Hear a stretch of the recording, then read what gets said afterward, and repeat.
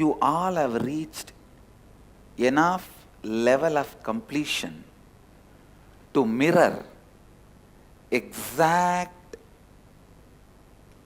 the neuron activity happening in my brain. So understand,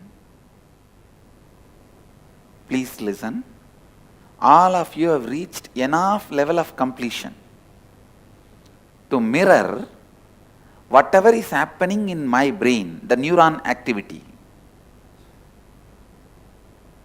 Now, when I am narrating this experience, I wanted to tell you with integrity, authenticity, responsibility, enriching and causing.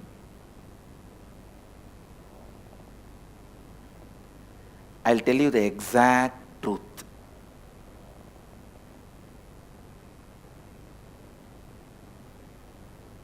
As it happened, authentically. When I am going to narrate that same experience, I will be letting it happen in my brain. I will be letting that same experience, that same neuron activity happen in my brain. So just sit and listen from the space of feeling connection. You will see the same neuron activity just mirroring in your brain. Understand? All of you are clear?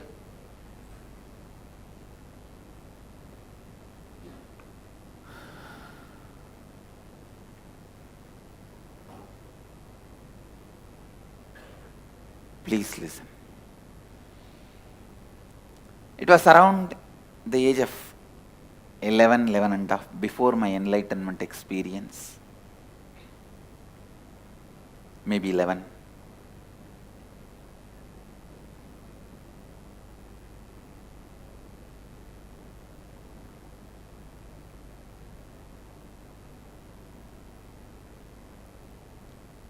One day, as usual, I was going around the temple.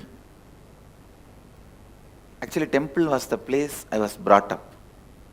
Literally brought up. That is why some of our ashramites and swamis trying to buy the house in which I was brought up. They were trying to buy the house. I said, if you have to make a memorial for the place where I was brought up, where I was born can never be bought because it is a government hospital. If you have to make a memorial in the place where I was brought up, you should make the memorial in the temple, not in the house I was brought up, because I spent more time in the temple than the house I was supposed to be brought up, the house where my parents were staying.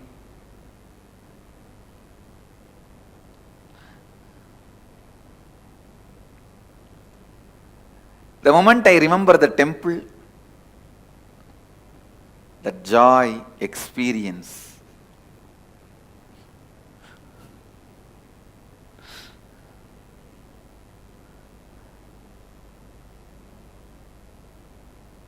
I can say that the temple was the place, everything for me in my life. So early morning, 4:30, the temple elephant will carry the water pot for the deity's bath, sacred bath. It will go crossing the street where we used to live. From my family temple, it will go to the main temple. My whole family and the community was very closely associated to temple and its administration.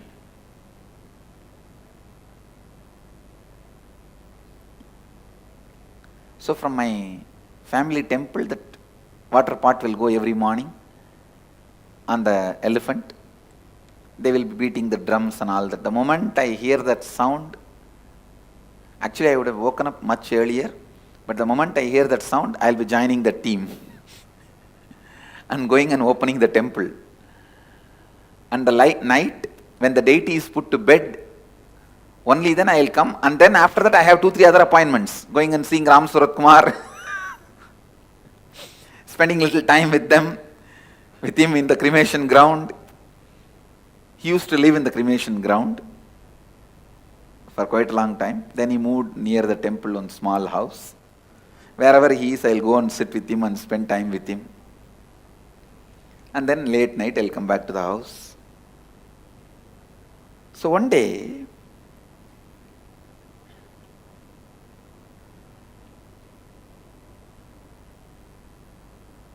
when I was going around the temple, behind the main shrine, there is a small 4-pillared hall structure. And below that structure, there is a small kind of a cave structure. That's also a small 2-pillared structure. It can be said as cave, looks like cave. Suddenly I saw one young sadhu walking out of that cave place. This is the small cave out of which that young sadhu walking out. See this 4-pillared structure and the small 2-pillared structure. From that small 2-pillared structure, one young sadhu walked out.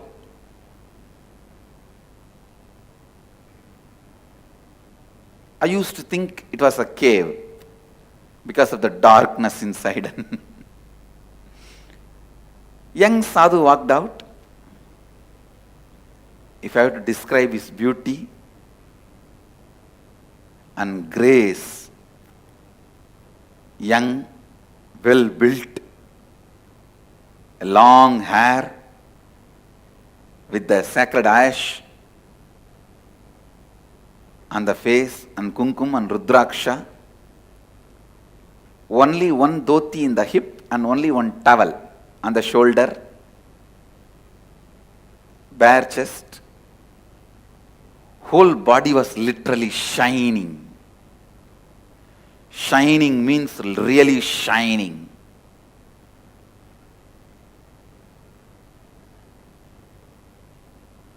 Glowing in the golden color.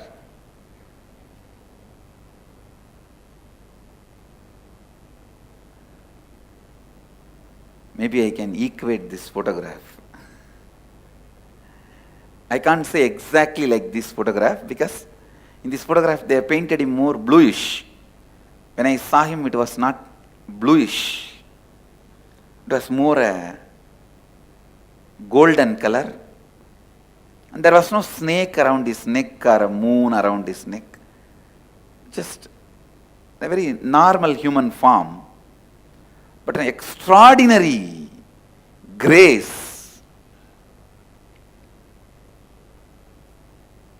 The towel was only up to the lower knee level, not the whole dhoti, lower knee level, and one towel on the, you can't call that as a full dhoti.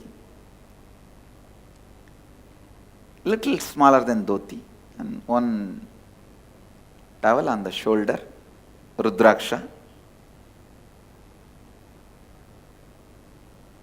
Rudraksha in the hands also. Shining. Hair was left free, but it was so beautiful, you can feel it is almost like a Dakshinamurti's jata.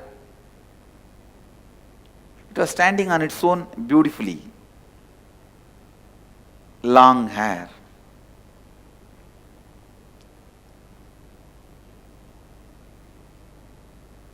And the main thing I have to tell, wide smile. The moment I saw him, I went and touched his feet. Any sadhu I see, I'll go and touch the feet, and now such a graceful sadhu. I ran and touched his feet. He smiled at me and very loving way just put his hand on my head.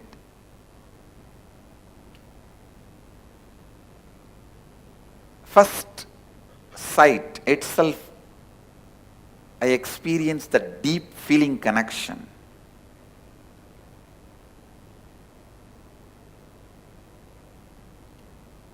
Such a strong, deep feeling connection.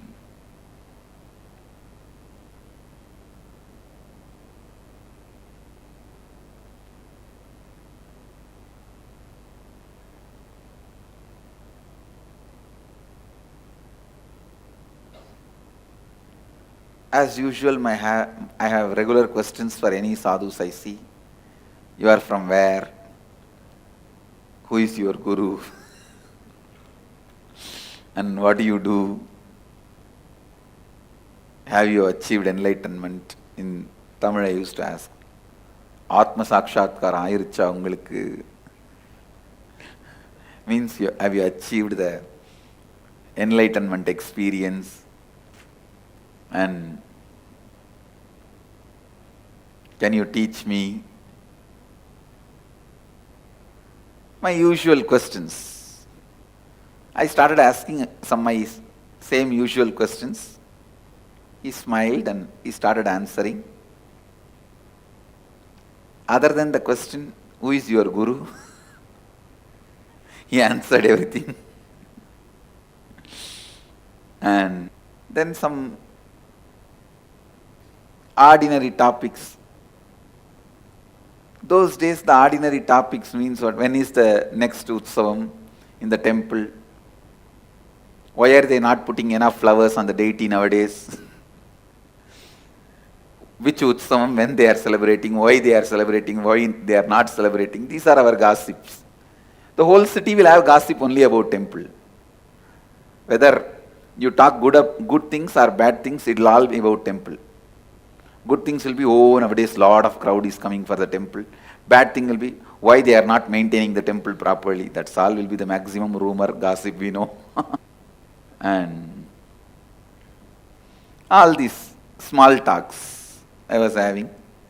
He was also sitting and having all these small talks with me. And who is who in the town? Who is doing what? Tell her to wake up. Please sit straight. Don't miss initiation. Such an amazing moment. Don't miss. Please sit straight.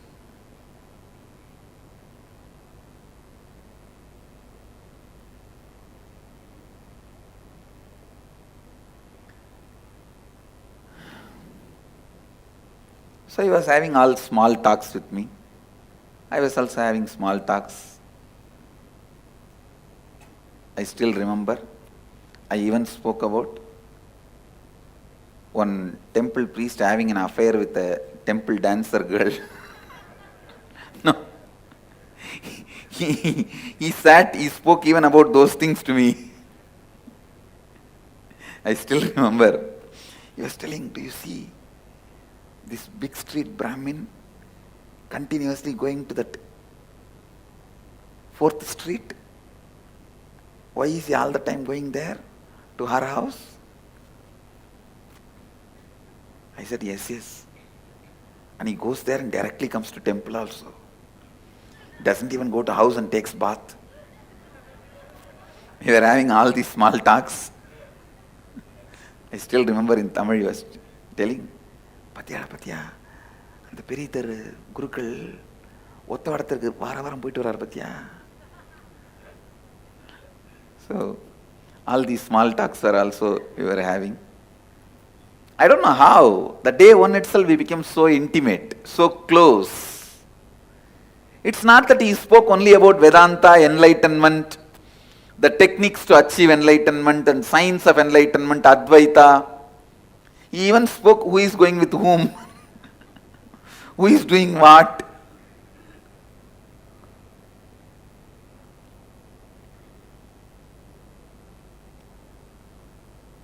Somehow I became very close, intimate. Within one day, if I have to give the essence of my first meeting with him, I won't call Advaita, I won't call enlightenment, I won't call spirituality, I won't call I met a guru and all that. I will only say, essence of that first day meeting is friendliness. He radiated. God. The amount of friendliness I felt with him, that love I felt with him. Love is a too poor word, stupid word sometimes. Friendliness, that seems to be more right word.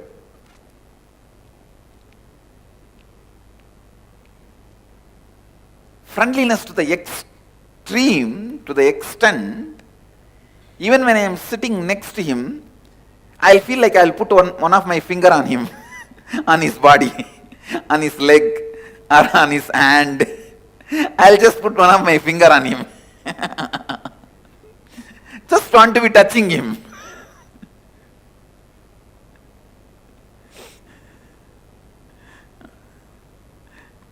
Or I'll just hold his little finger. And sitting and talking. One thing I wanted this to be on record. I don't want to say only I saw him, because when I was sitting and talking, the watchmen who walk in that area, or one or two people who come there to fetch water from the temple tank, they all did not look at me very weird. See, if I was sitting and talking alone, they would have looked at me very weird.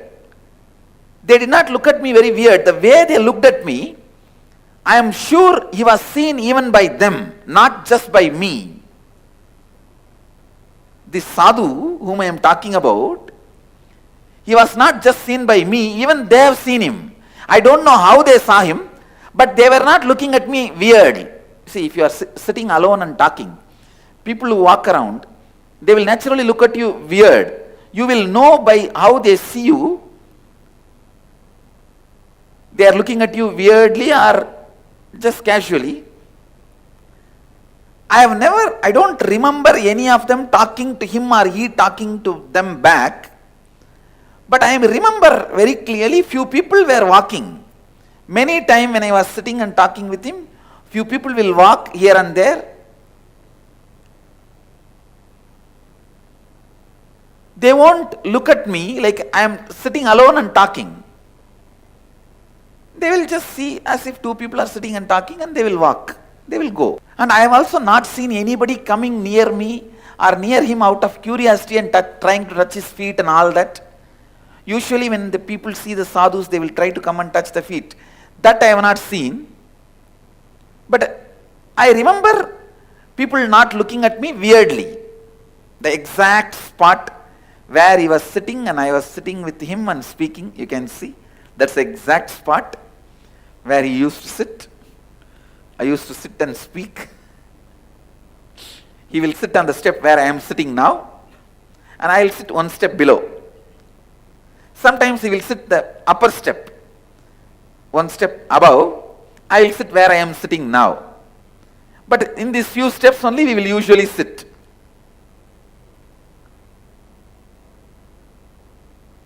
And those days that grill gate was not there. The gate was, I think, different, maybe wood. I don't know. I don't remember now. But I don't think it was a grill gate. Anyhow, this is where we used to sit.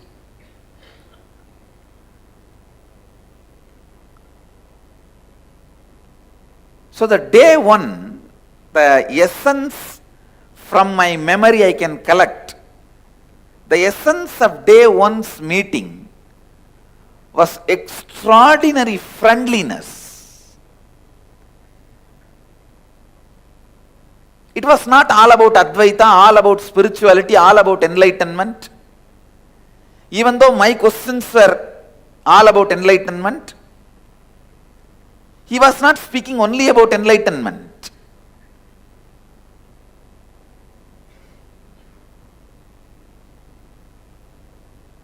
He was making jokes, comments.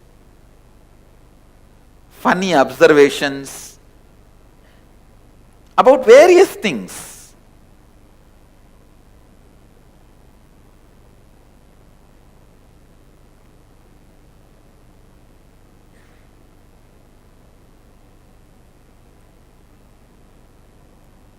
I'm not able to remember that every statement by statement, sentence by sentence, but one thing I can recollect is that extraordinary friendliness he radiated and the space he gave me.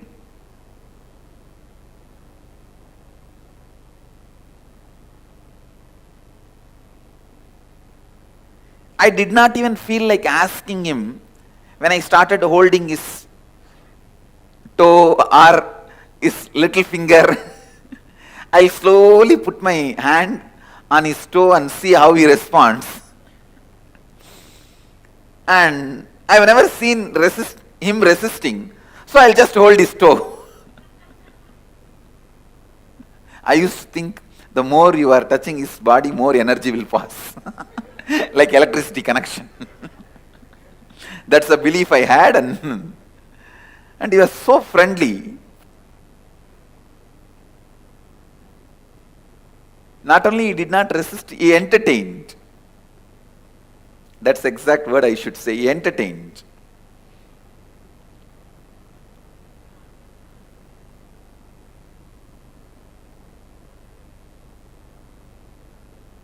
So first day I went up to holding the toes. I did not want to irritate him also. And sitting holding his toes. I think I was sitting his right side. So I was holding his left toe. He was sitting folded legs. I was holding his left toe.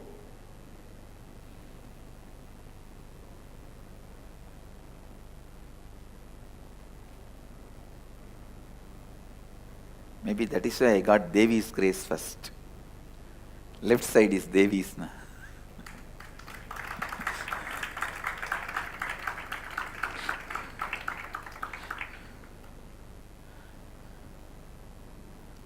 But the amount of hair he had, still I am wondering. It used to be up to the thighs, his thighs. That long, thick.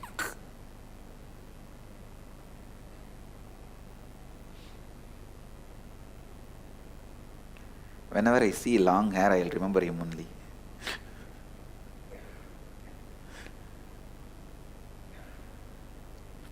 Anyhow, it became late night.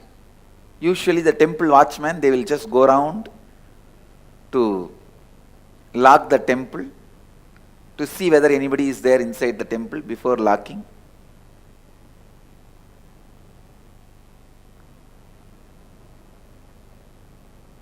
Those days, I was very close to the watchmen, so they will say,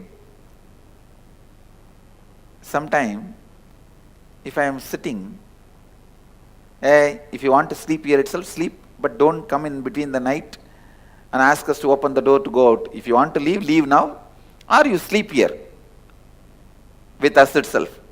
But don't ask us in the middle of the night, you want to go to the house, open the door. What do you want to do?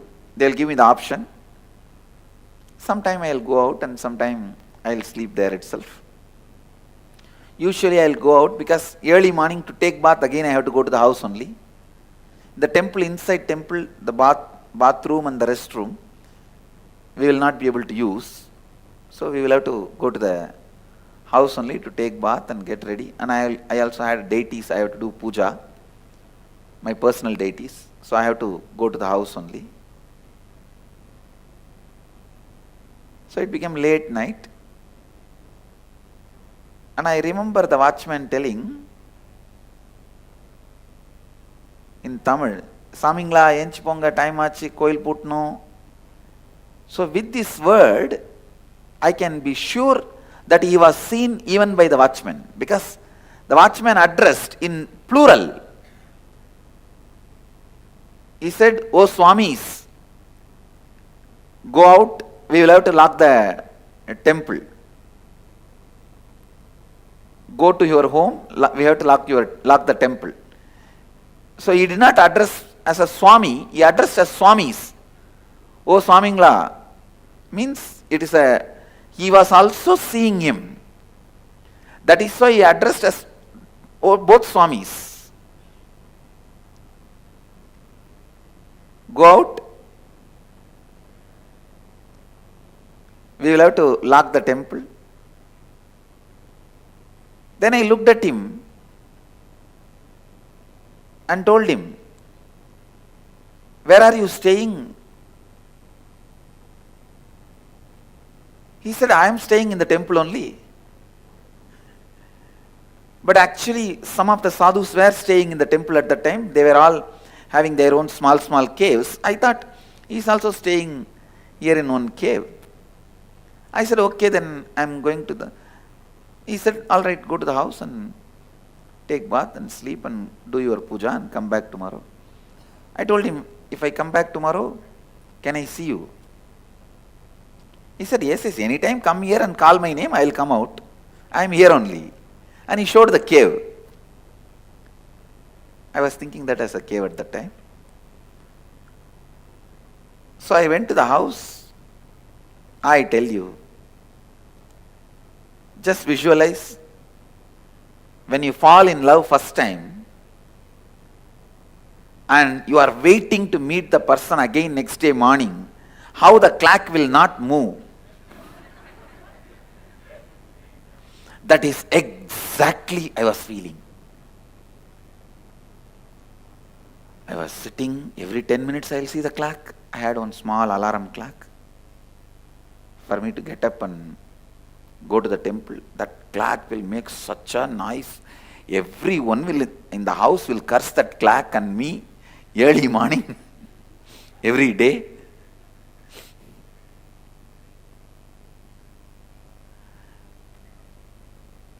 So I'll wake up and see the clock. It's only 12 o'clock. I'll lie down, sleep. Again when I wake up and see the clock, it's only 12:10.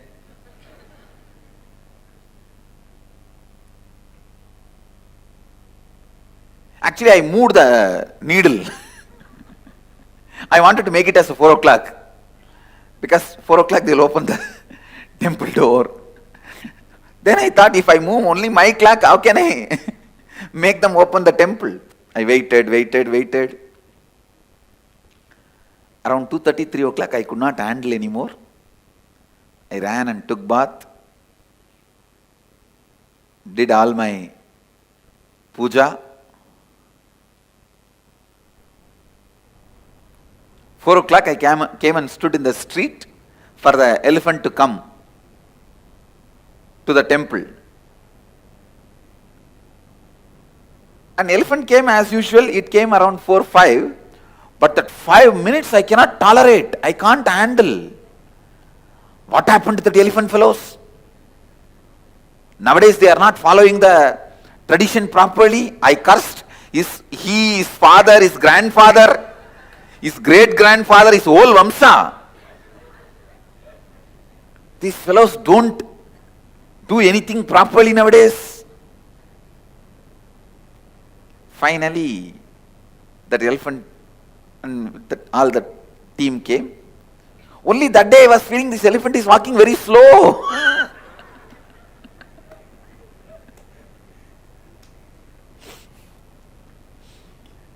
Finally, we reached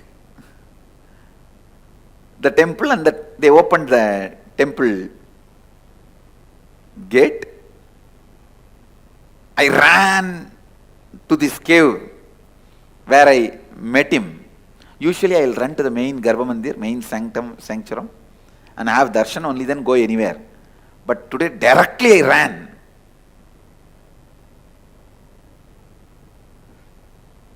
I called him Swami, Swami. Immediately he came out again.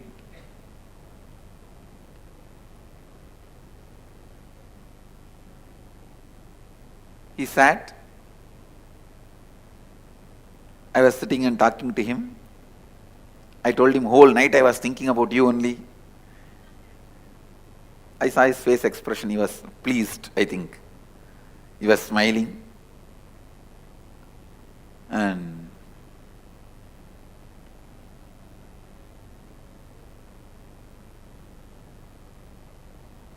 I saw him, that time itself he was dressed as usual, means one dhoti, saffron color, not the color exactly I am wearing, little light color, which we used to have earlier, that light color, and one towel on the shoulder.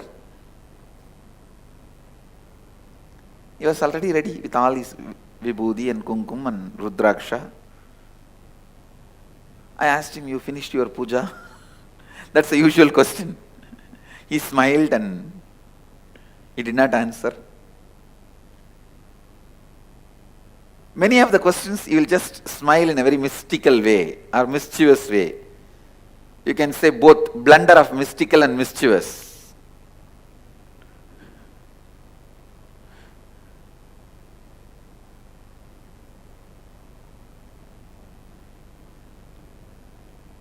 Mischievous, mystical.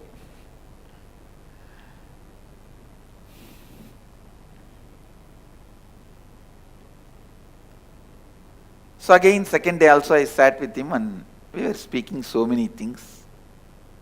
I remember whole day passed, and I also remember in a carrier, a single carrier vessel, in Tamil they called it Tukuvali. In that vessel he brought food and gave me the temple prasadam. It was a copper vessel, I still remember, with the cover. I ate. He also ate with me.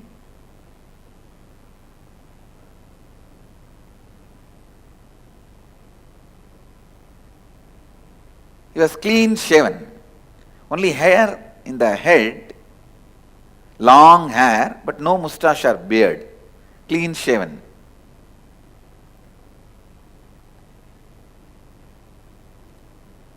Was looking very young. If I have to assess his age, it will be, I will surely assess less than 30. I can say 25 to 30. That is what I will assess. But well built and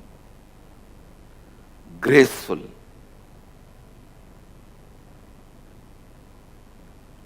A tall figure. Very graceful, must be 6 feet tall and very graceful, well built.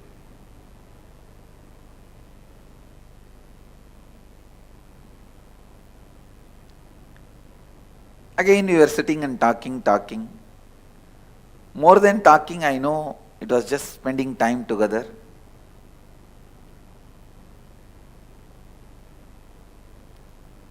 Today I got little courage, so I started holding his little finger. Only when he is talking, when he raises the hand to do some gesture, I'll shift my hand to his leg, his toe. Otherwise I'll be holding the hand.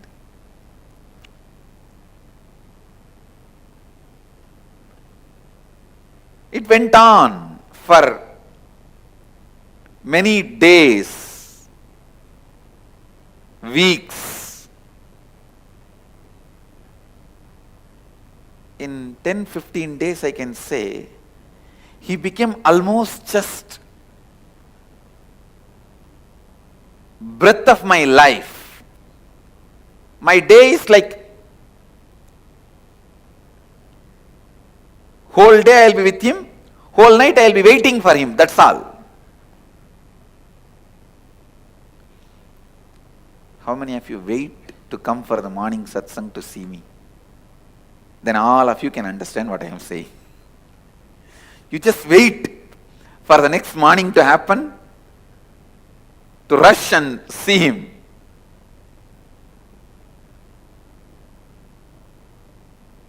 I know, I wake up only to see him. When I wake up, he is there in my eyes. When I open my eyes, I want to see his form. When I close my eyes, his photo is there inside.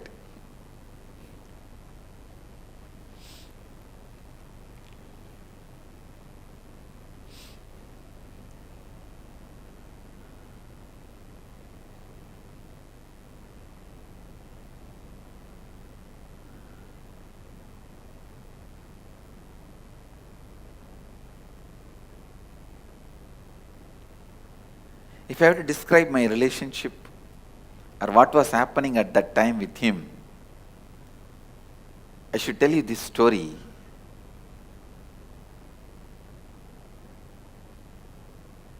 There is a beautiful example in Upanishad. Upanishad is the source book of Hinduism, just like Bible for Christianity, Quran for Islam. Vedas are the source book of Vedic Hindu tradition, and Upanishads are the main chapters of the Vedas based on which our life is running. Upanishads are more like instructions and truths about life.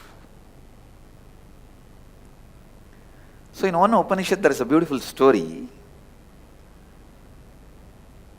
In a tree, huge tree, there was a small bird which used to jump from branch to branch. Sometime it will eat sweet fruit in the tree and jump. Some other branches will have a bitter fruit. When it eats the bitter fruit, understand it's a very beautiful simile or a example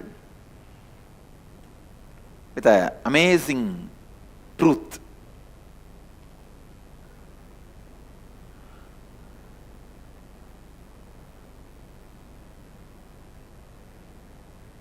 When that small bird eats the bitter fruit, it will feel pain. On that same tree, on the top of the tree, there was a big bird sitting, golden color, shining. That big bird neither eats bitter fruit nor eats the sweet fruit. It just sits in the peace and silence, complete completion. It's radiating its glory. This small bird, which is running between these lower level branches, sometime when it eats the sweet fruit, it feels joyful, and bitter fruit, it feels bad. When it feels bad, it look up and see the big bird and think, see that bird, so beautiful, he's so graceful, he doesn't have any pain, any suffering. Why not me also become like that? So it will think, yes, let me go near that bird and become like that bird. It will start jumping towards that bird. But when it is going towards that bird, suddenly on the way, it will eat some fruit which is very sweet. The moment it eats the sweet fruit, it will forget that big bird and it will start eating more fruit till it lands on the bitter fruit again. The moment it eats the bitter fruit again, it will look up and say, I should become like that bird. And then again it will start going towards that big bird. This small bird is spending all his life like this, jumping here, there, here, there, here, there, suddenly looking up when it eats the bitter fruit. But when it eats the sweet fruit, forgetting the big bird, forgetting everything, just eating the sweet fruits. Finally one day, by jumping like this small bird has somehow reached very near the big bird. And one fruit which that small bird ate was so bitter, it decided not to look this side and that side, it just locked its mouth, and straight went near that big bird. When it went near that big bird, the more it went near, it felt he himself is the reflection of that big bird. And more and more and more when he went, he just merged and became one with that big bird.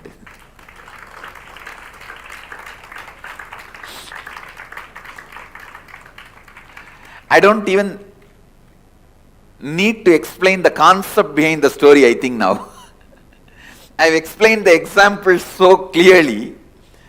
The concept I don't even need to explain, all of you understood, I think. But I'll try to give few more words for you to understand the concept. Big bird is the cosmic enlightened being. Paramatma, small bird is you, the individual soul. The bitter fruit is the incompletions and pains and sufferings. Sweet fruit is the once in a while small joys, completions you experience. When you experience little sweet things in the life, kind of a fulfillment, you forget about Paramatma. But when you get into the bitter fruit, you immediately remember and look up. And here, there, jumping. Somehow, when you really eat a bitterest fruit, and you decide after that you will never open the mouth again, means you will never allow any more incompletions, and straight look up and move near him, you will understand first you will understand you are his extension. Next you will understand you are just his shadow. Third you will understand you are just his presence. Fourth you will understand you are he. Exactly. This is the exact relationship I had with him. I can say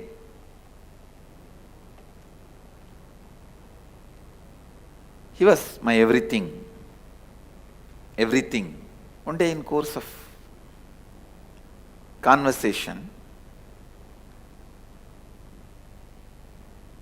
I was telling him the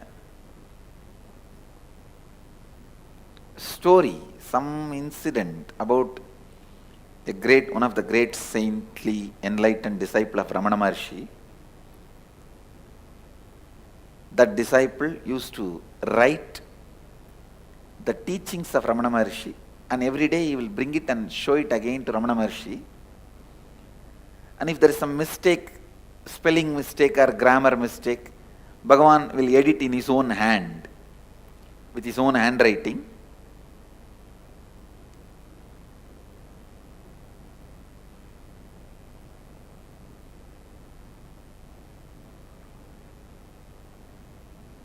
So, that sadhu,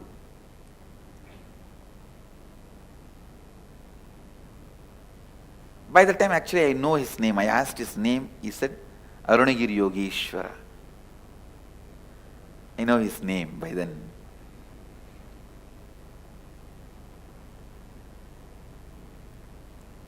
So I asked Arunagiri Yogeshwara, I was telling about this story, then Arunagiri Yogeshwara smiled and said, maybe that is the way that Swami was trying to get the handwriting of Ramana Maharshi in his notebook. And he also made a comment, just to get the Ramana Maharshi's handwriting, this Swami will make more and more mistakes. The moment I heard, immediately I thought I got a very brilliant idea. I thought I will also start writing and bring the notebook to you. You will pen down, you will write, I will keep your handwriting with me.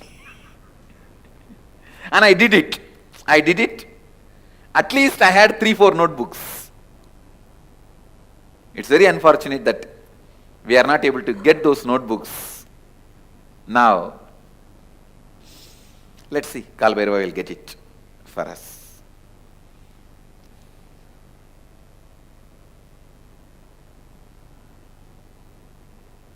Two, three notebooks and 1 or 2 diaries where I will try to pen down in the night whatever I could remember we spoke. and then purposely make mistakes in writing and bring it to him next day.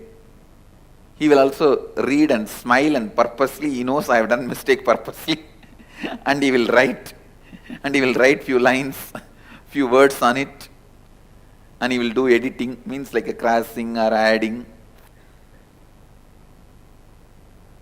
And I very clearly remember he has signed even once, Arunagiri Yogi Ishwara.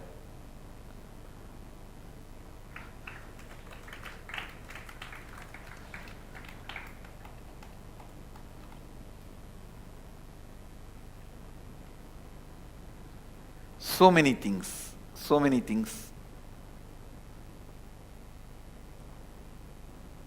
We used to speak. Once I remember he told me that don't go around and tell everyone that you are every day meeting me and talking to me. I took that as an instruction. I never asked why. That was one good thing I had. If I accept somebody as my guru, that's all, I will simply surrender. No question of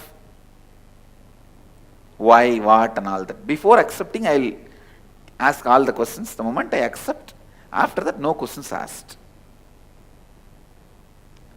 That was my lifestyle.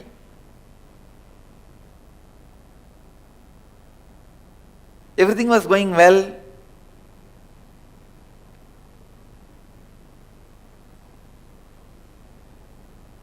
I remember him talking to me about various subjects. Patanjali Yoga Sutra, Vijnana Bhairava Tantra, Upanishads. I even remember taking 4 Upanishad book to him, which was given to me by Isaki Swamigal. Tamil translation of the 4 Upanishads. And where he opened and read out some lines and explained some lines to me.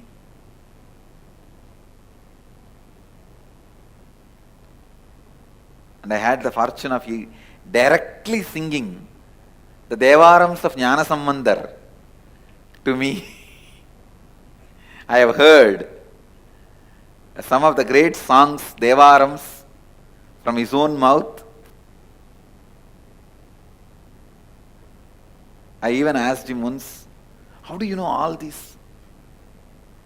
He said in Tamil, இங்கேயே தானே இருக்கேன், இங்கேயே தானே பாடிட்டு இருக்காங்க, அதனால கேட்குறேன், அதனால தெரியுது. He said, I am here only all the time, na, and they are singing all the time here, na. So I am listening, so I know. These are all that mystical, mischievous answers.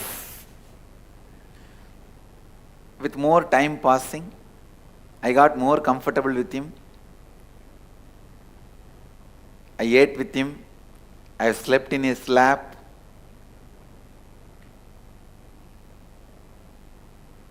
Sometime he will sit, I will lean on him and stretch my leg.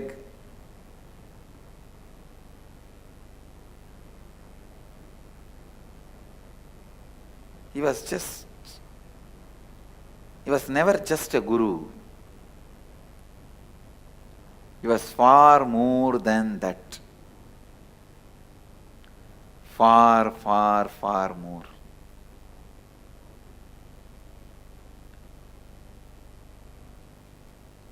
He was much more than any fantasy you guys can have about Guru. He was just too much beyond any fantasy you can have about Guru and how you should be living with Guru.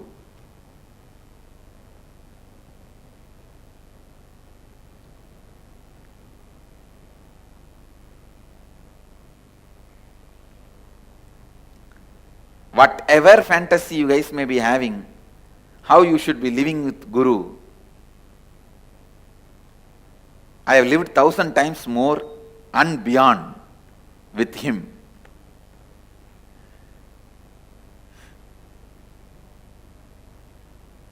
He is the fulfillment of all existing and possible fantasies. That's the word I will utter. Existing and possible fantasies of a guru-disciple relationship.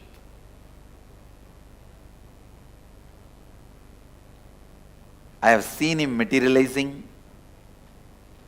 I have seen him flying. I have seen him perform all types of miracles. I have seen him teaching me all these siddhis. While he teaches, he will perform and show. I have seen him bringing the moon directly in front of me.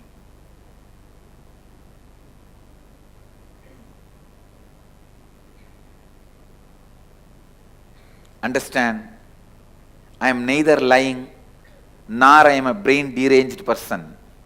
I am neither lying nor my brain is deranged.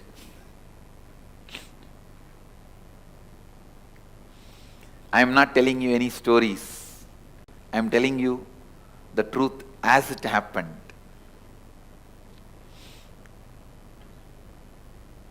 I have heard about so many scriptures from him.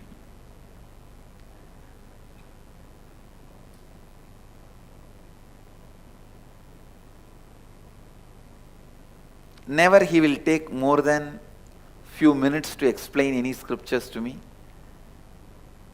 Immediately he will show through some miracle or just like experience he will transmit.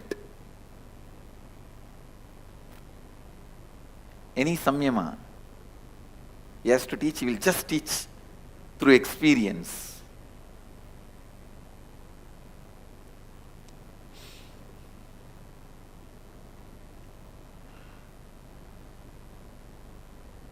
Whether the way he looks, sits, carries himself, or the words he utters, or the joy he radiates, or the friendliness he radiates,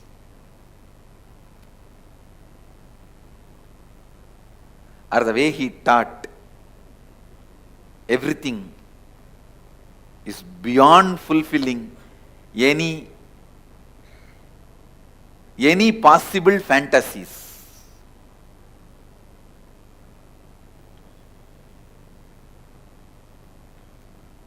I have seen him making disappear the whole world other than both of us, or showing everything inside him. I have seen him showing Vishwarupa, that everything is he. So much he has transmitted to me. I don't know whether I will be able to transmit all that to humanity, at least put it in record. The time of next 126 years, I am going to be using this body.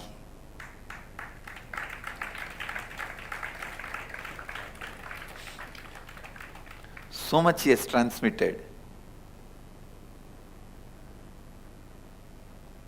So much he has taught. All was going well. Almost he became my life breath. And I will even carry food from the house and he will eat. One great thing with my mother, she is such a sweet person, never, ever, she will say no to people, food. Any sadhu comes, any beggar comes, my mother's father is such a person, still outside his house they have two small tanks made out of stone, where they will pour water for the dogs, cows, which walk in the street for them to drink. Still they have the tradition. Even if the food is remaining, they will mix it with the water and keep it for the cow. Means not the own, their cows are pet dogs. For the stray dogs, for the stray cows, which goes around in the street.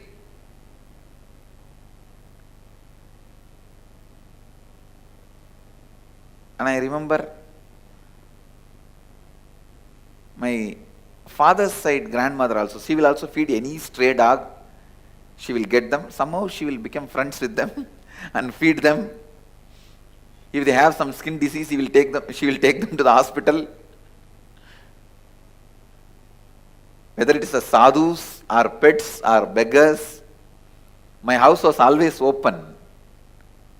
My mother was a typical village lady waiting to feed people.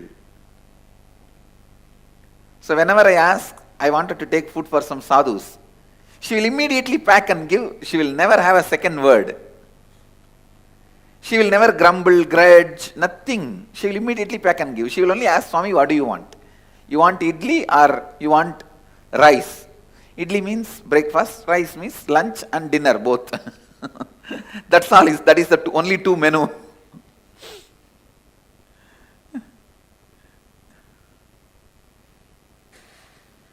That is a standard menu. In any middle class house in the village, this will be the standard menu. She will ask, what do you want? And whatever I say, she will pack and give. I have seen Arunagiri Yogeshwara eating with me.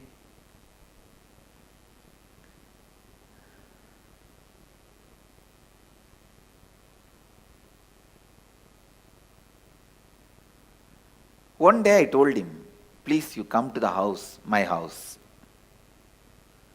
And he laughed and said, you come to the place where I am staying. House where I am staying. The moment he said, I know, wow, it's such an opportunity. I said, come on, take me. You only never took me.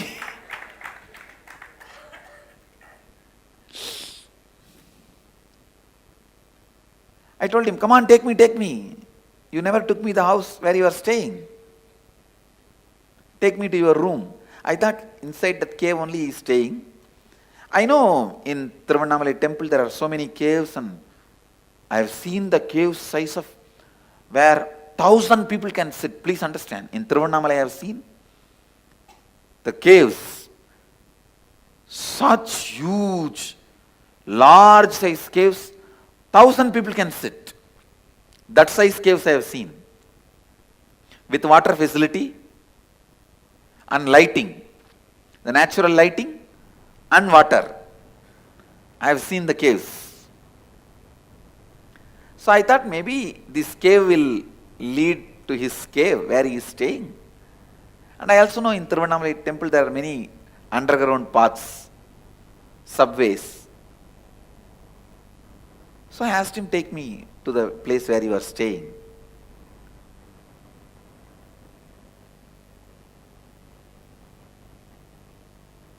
He said, come on, let's go. He entered into that cave by bending, and I remember he just held my hand and pressed. Please understand, now I wanted to put this on record.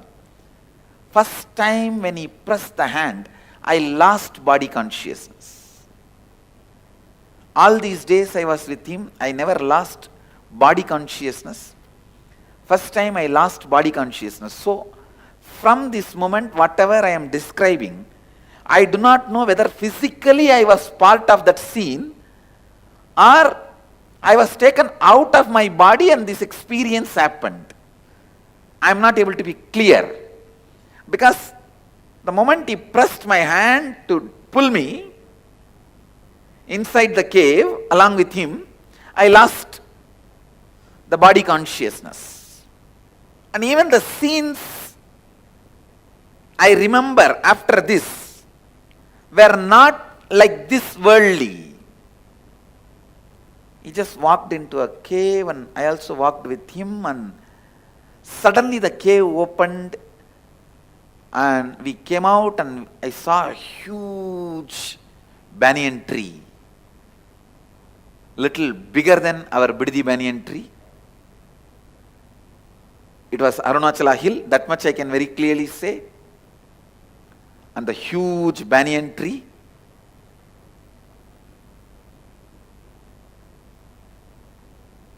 And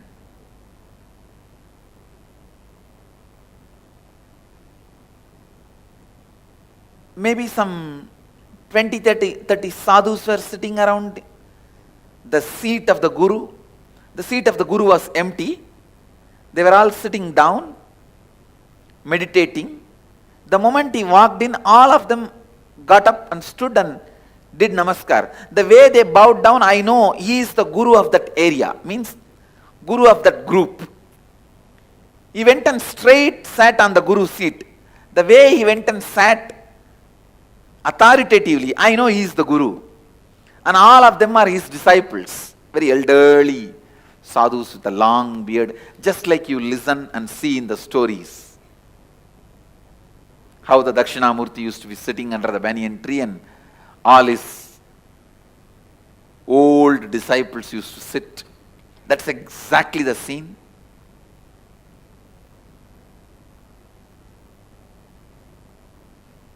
The scene happened in Kailasa, happening in Biddi.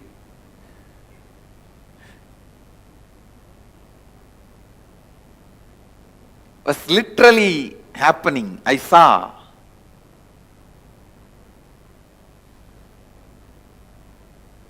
The way he went and sat.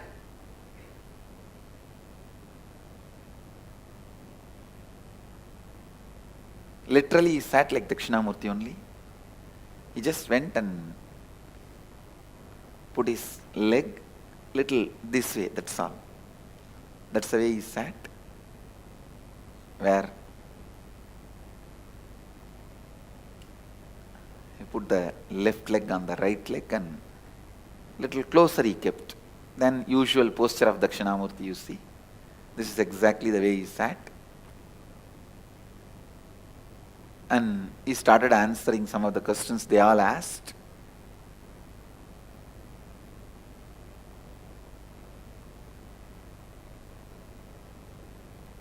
They were addressing him with so much of reverence. And they all fell flat when he sat in his seat and did namaskar and sat up.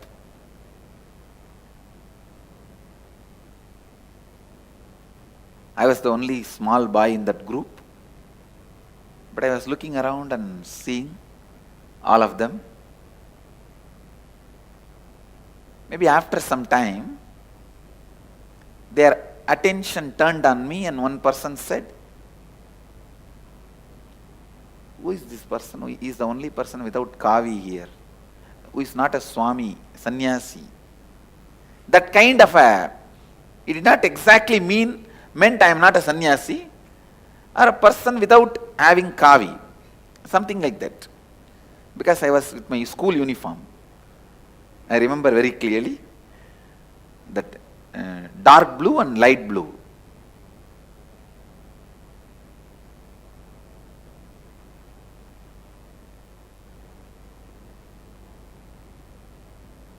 Must be, because 11 means by the time I've already started going to the high school, 6th grade. So, dark blue and light blue. In Indian villages, kids will not change they will wear the uniform even in the holidays. They may not go to school, but they will be always wearing the uniform only, same dress only. I still remember the half trouser of dark blue and shirt of light blue. That was the school uniform. And immediately that's all, my Kundalini. I said, I may not be wearing kavi, I am also sannyasi only. And I saw Aruණagiri Yogeshwara laughed. Then he said, then why you are not wearing kavi? I asked him, you give me kavi. He laughed and he looked. Immediately I saw one sadhu brought kavi clothes. And I did not even have a second thought to remove and throw my dress. I just removed all my dress. Naked I walked near him without even having a second thought. And he himself tied that kavi cloth in my hip like a dhoti. He himself tied it.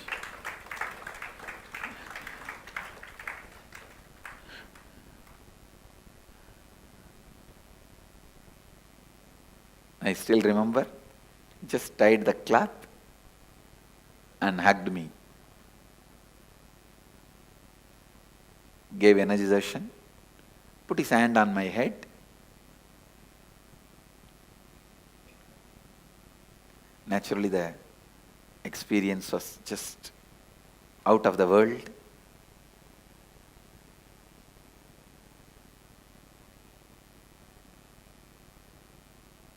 And I came and sat in the group. Now I felt one with that group, and group also felt one with me. They did not feel now I am an outsider.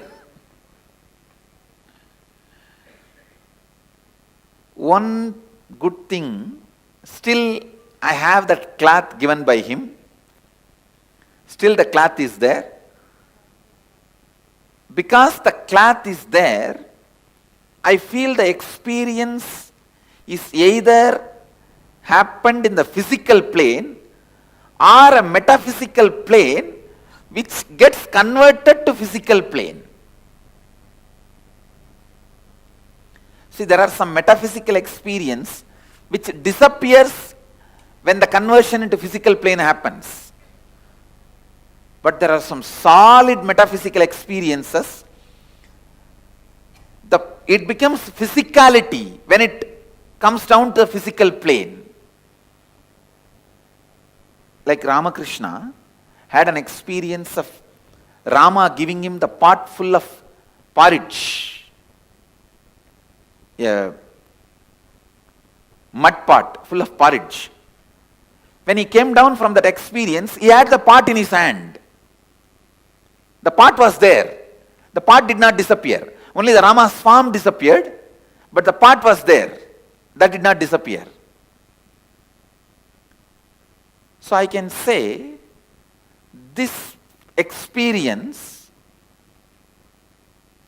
from the metaphysical plane, when it settled down into the physical plane, the items given remained.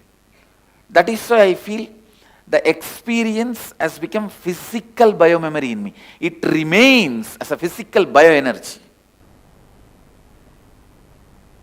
And after some time, we were sitting and discussing, and all those great yogis and sadhus, they were all talking for a few minutes, and then they all sat in silence for a few minutes. He was sitting gracefully. I neither felt like asking any question nor felt like talking.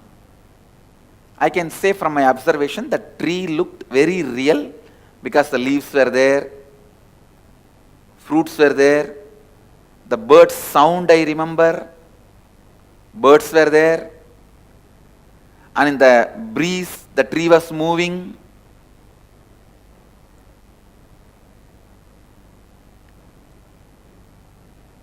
So once it became little dark, late evening, he said, "Come on, let's go back to the temple." I said, "Okay." Again,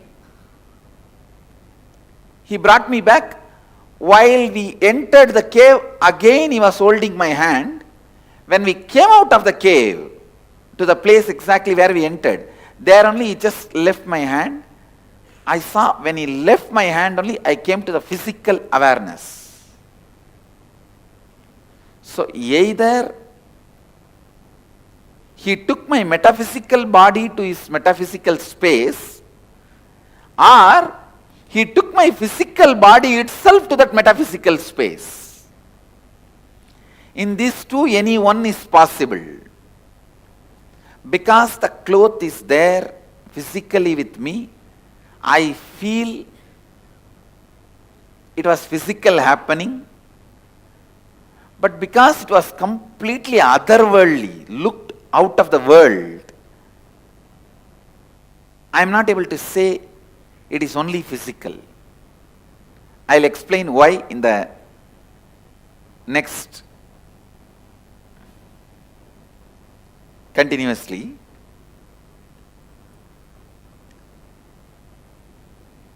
that's all. Now my ecstasy is too much. The ecstasy is too much. That new kavi, oh God.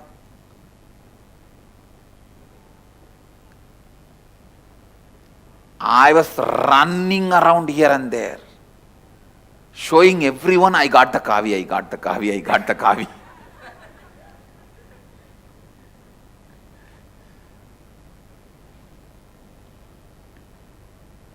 He left me in the temple saying that you can go now, and he went away inside his cave. First person I ran was my guru, Mata Vibhudananda Devi, Vibhudananda Puri. Her name was Kuppammal, local name. I ran to her and showed, see, I have kavi, I got kavi. But I did not get the joyful response from her. She became too serious. I did not actually expect serious response from her. I thought she will be very happy. She became very serious and asked, who gave you this kavi? I said, why? She said, giving kavi means they gave you sannyas. Actually, she was waiting to give sannyas to me. And how did they give sannyas without asking your father and mother? Now your father and mother, your parents will ask only me. Who gave you the kavi? I got a little frightened. I told there is a sadhu in the temple. He gave me the kavi. Take me to him.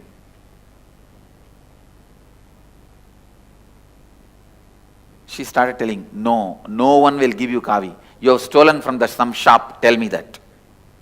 Tell the truth. We will give it back to that shop. I will not tell your grandfather. My grandfather is well known in the city. In that village. So everyone will be afraid of my grandfather, mother's father. I won't tell your grandfather, otherwise I'll tell your grandfather you have stolen from some shop. I got more frightened. Oh God, what is this she's going to tell now? My grandfather I have stolen. I have not stolen, I only got it. Then I said, all right, I'll take you to that Swami, come. He only gave me, I have not stolen in any shop. She held me in her hand. She really believed I was stolen in some shop. The kids, when they go here and there in the shop, they will steal little candy, they will steal little sugar. She thought I have stolen. I told her that no, I have not stolen. I never steal, don't you know? She has high regard for me, but I don't know why. She was also confused.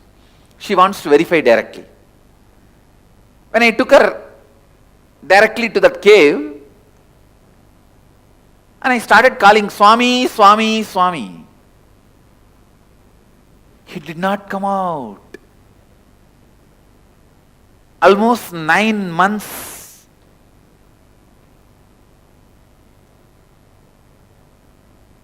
I know him. He is around me. Never he missed coming out. He did not come out. That's all. I was shocked. One side I have to prove to her I have not stolen. Other side she is now making a big ruckus that I have been given sannyas without the parents' permission.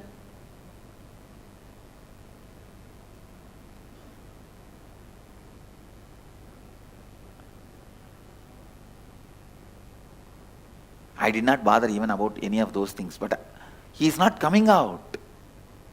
That was too much. Then she just held my ears and started turning it. Tell the truth, where you have stolen, which shop you have stolen. That's why they will treat in the Indian villages, the kids will be treated. She's my guru, that is why I left it. I allowed her.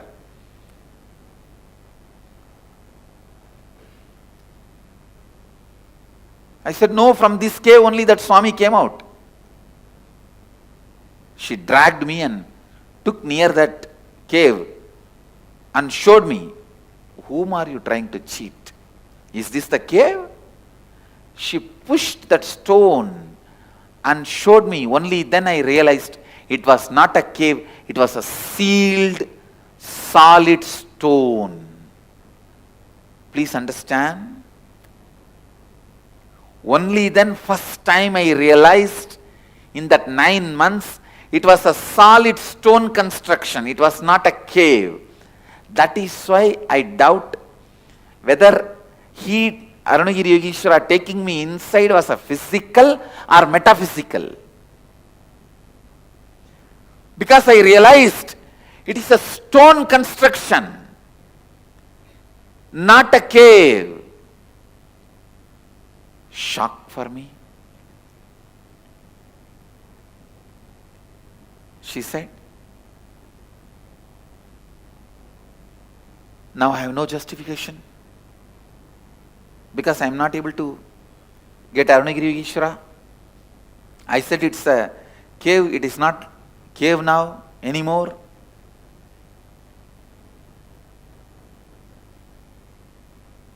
I just stood.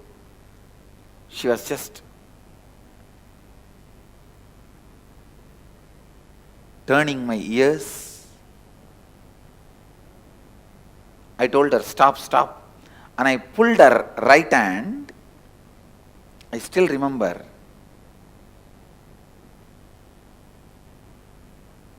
I told her, I promise in the name of Arunachaleshwara, on you, on me, I have not stolen this cloth. Only Arunagiri Yogeshwara gave me. With that, I slapped on her hand. See, that is the usual way the kids will tell that, I swear. Swearing, I swear. That is the way I did that to her. In Tamil I said, Annamalaiyar மேலையும் ஓம் மேலையும் என் மேலையும் சத்தியம் பண்ணி சொல்கிறேன், அவர் தான் இந்த துணி கொடுத்தாரு, நான் எங்கேயும் திருடலை. I told her, on Arunachala, on you, on me, I promise. I did not steal in any shop. Arunagiri Yogeshwara only gave. He used to come out of this cave only. When I put my hand and did that satya, I can say maybe this is the first energy darshan I gave.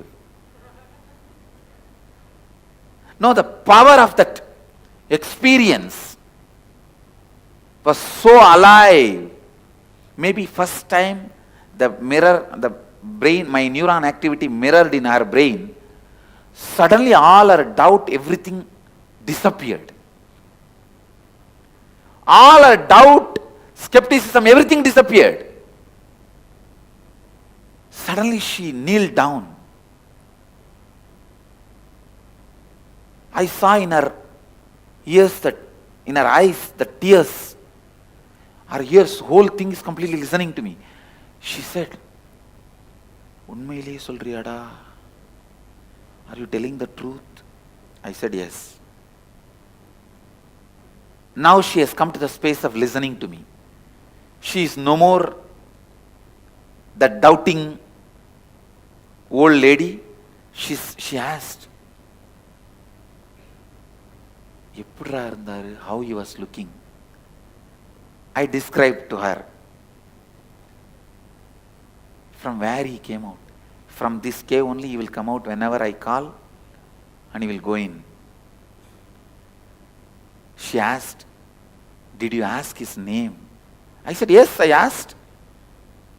She asked, "What is the name?" He said. Now it's like my zone. Suddenly with all my confidence I said, He said, his name is Arunagiri Yogeshwara. That's all. She fell at my feet. She literally fell at my feet. I was shaken because she is my guru. She fell at my feet and she was weeping profusely with tears. She said, then she got up and again she was kneeling down, said, really da? Unmeileva da? I remember, I put my hand on her head also and said, Satyama Pati. Un tala mela Satyama solren. Means, promise, I swear on your head. It is truth. That's it. Maybe I can say it's a second energization for her.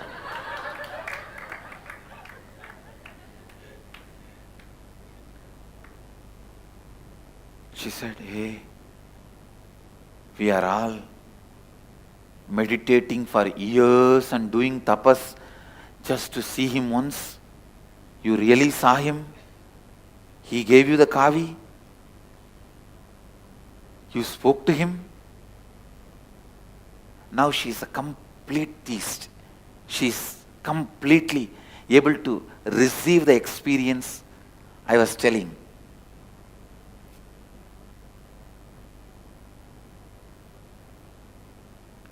Even now I use this technique. If some of the disciples are arguing, not listening, I will just touch them. That's all.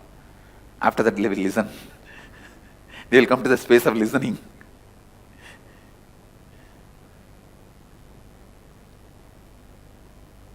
Their energy will change, will become positive.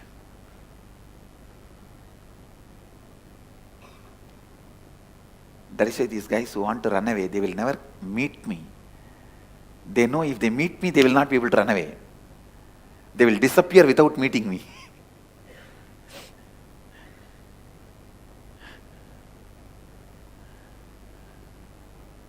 She cried, and she could not handle herself.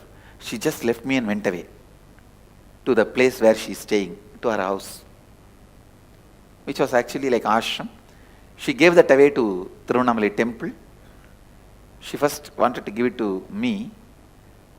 When I said, no, what am I going to do? I am not going to be physically staying here in Tiruvannamalai. Then she gave it away to temple. Now temple owns that property.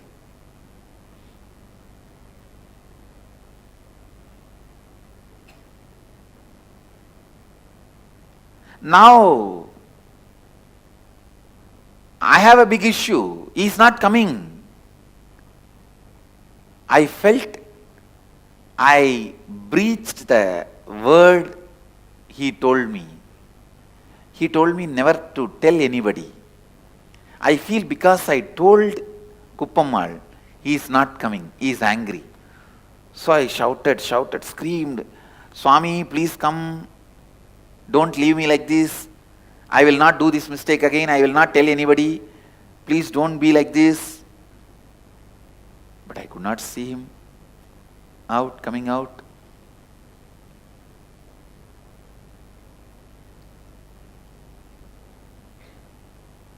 One side when I remembered, she told me, Kuppammal told me, he is directly Mahadeva, Shiva, living here in Arunachala.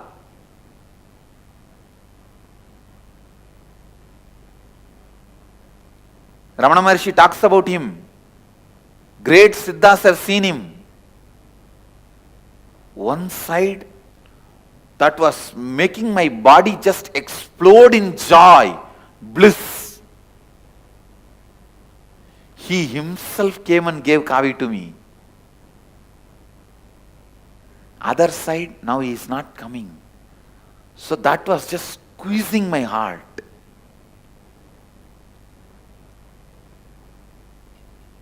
If I have to describe exactly what I was going through, in Bhagavatam there is a beautiful story.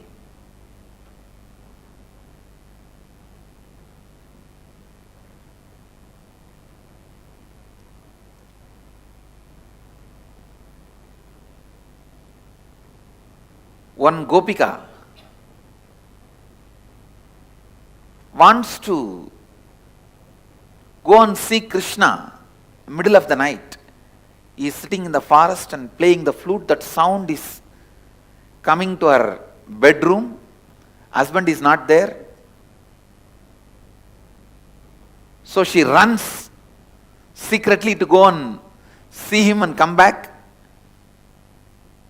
But the moment she came to the main door of the house, she saw the mother-in-law sitting and combing the hair of the daughter-in-law. Sister-in-law, sorry. Mother-in-law sitting and combing the hair of her sister-in-law. Even now in any Indian village, if you go and see, if you see 10 houses, in 5 houses you can see this scene. Mother sitting and combing the hair of the daughter on the doorstep. I thought, oh God, from the time of Bhagavatam we have not changed. 5,000 years tradition. Sitting on the door frame and mother combing the hair of the daughter.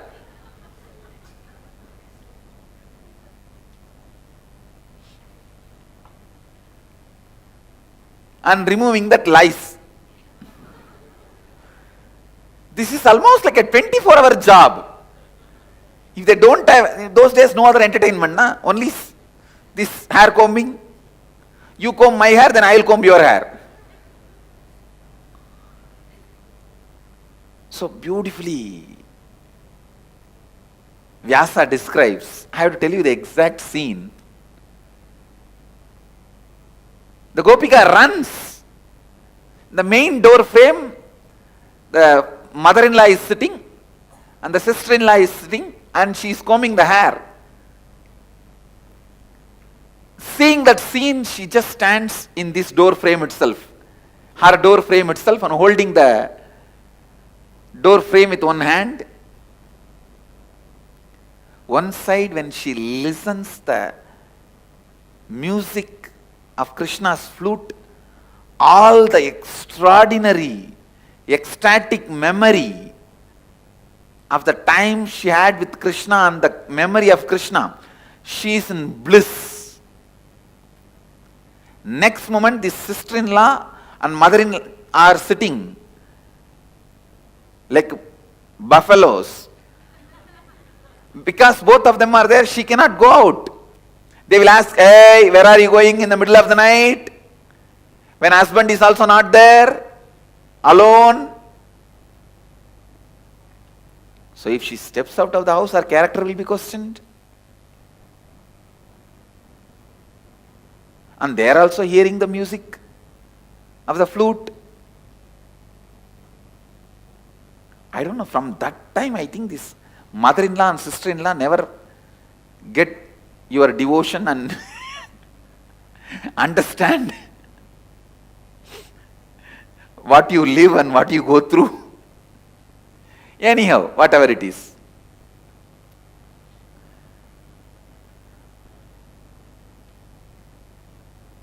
Because mother-in-law and sister-in-law are sitting, she is not able to go. Because she is not able to go, the pain of separation was other side. Vyasa describes, the pain was like intense burning. And that bliss of her memory of Krishna was intense joy. This both happening again and again. Because of that pain, she burnt away all her incompletions. Because of that joy, she exhausted all her good karmas. Because she exhausted both, she just became enlightened and fell on the ground, liberated herself. Got liberated. This is the exact story I have to describe what I was going through at that moment. One side, now I know Mahadeva himself came. I am holding that kavi. I am touching that cloth again and again. He himself came and gave the kavi.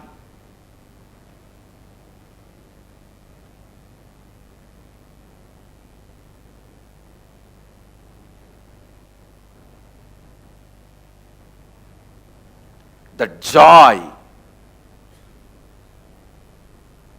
ecstasy, pride, bliss, all that.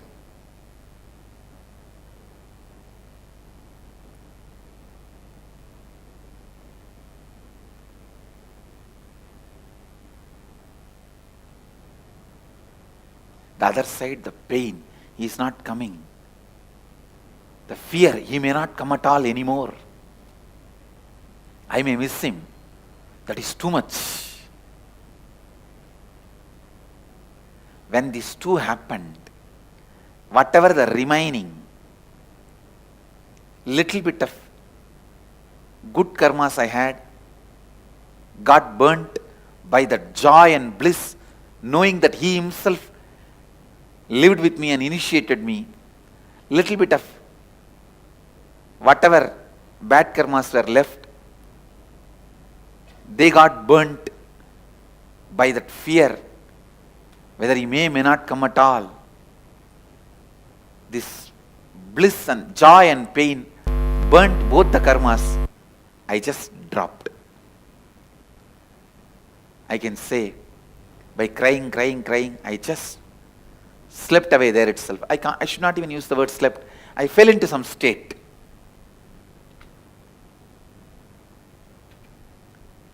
I got lost.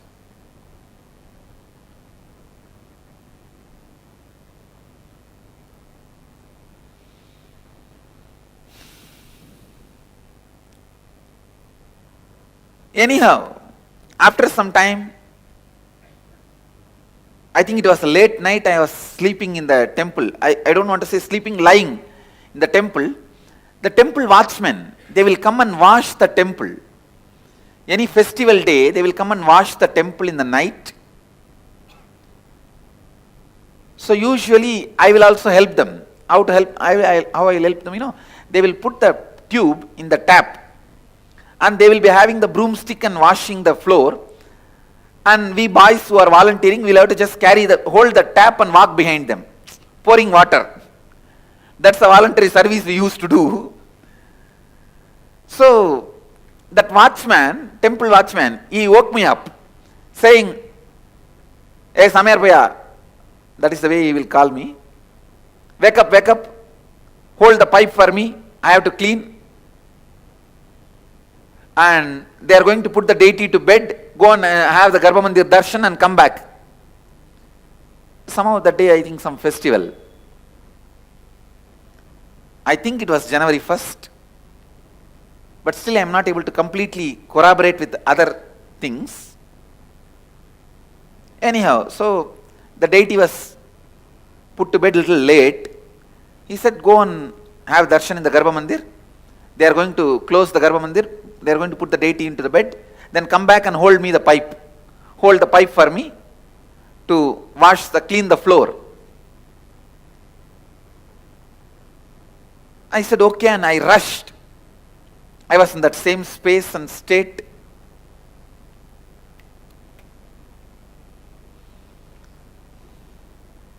I ran to the Garbha Mandir. I saw no priest was there, but Garbha Mandir was open. Those days, very few priests were in the temple. Many times, Garbha Mandir will be open and no priest will be there. The moment I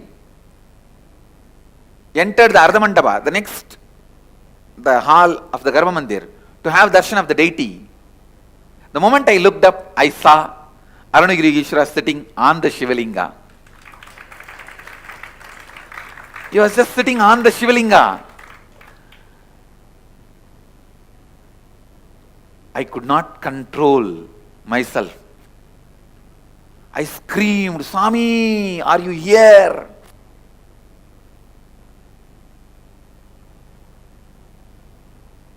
Why you did not come when I called? I was talking all this and I was rushing near to touch him. Even though we were not supposed to enter the Garbha Mandir. I don't think I have entered the Garbha Mandir, but I rushed towards him. I don't remember whether I entered or not entered. I was not in that mood at all to follow the rule that I should not enter the Garbha Mandir and all that. I just wanted to touch him. I ran stretched my hand to touch him.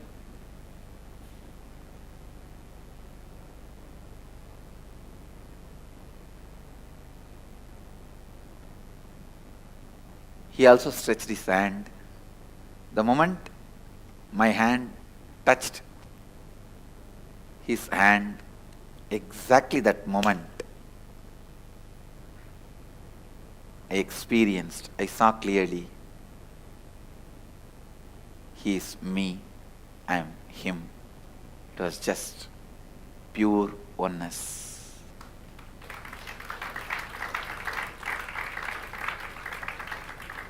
Pure oneness. That unclutching has happened exactly at that moment.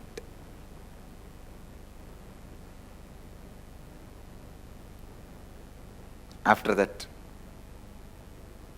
neither I missed him, nor I saw him separately.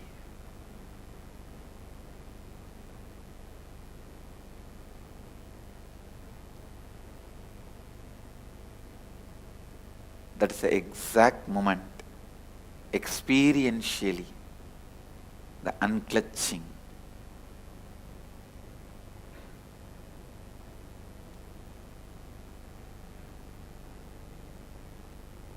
The pure Advaita happened.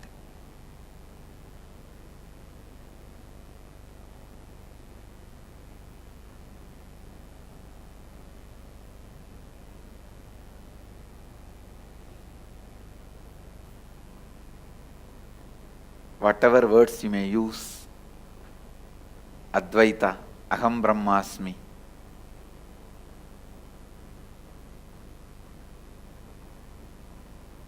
Tattvamasi, Shivoham, the experience of that pure oneness happened as it is to stay once for all.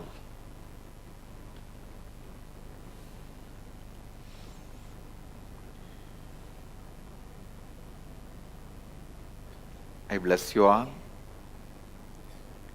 with all my integrity, authenticity, responsibility, and enriching and causing. Let you all experience the ultimate, pure Advaita, the oneness. Shivoham. Shivoham.